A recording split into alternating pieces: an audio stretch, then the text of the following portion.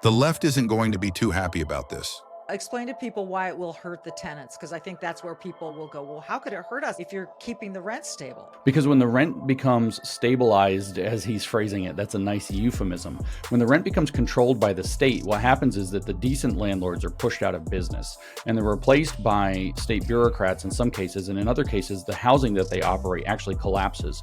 So your choices for sound housing go down. Literally, you go from living in an apartment to living in a project. And that is a massive diminishment of your standard of living and quality of life, because what happens is when you control those prices, you're actually making it more expensive for the landlord than he can bring in rent, which is now controlled. So he can't actually, it's not even about turning profit. He can't even break even running his properties. And so what happens is they lose control of their properties fall into worse hands. If they can get a private owner, the private owners got less money that they can work with, so things are going to fall apart.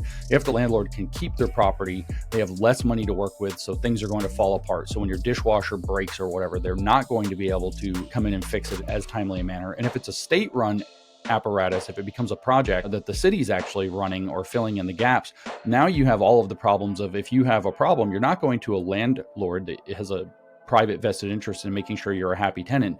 You are going to a state bureaucrat who will get around to it when they feel like it and apply these equity programs where certain people are prioritized over others.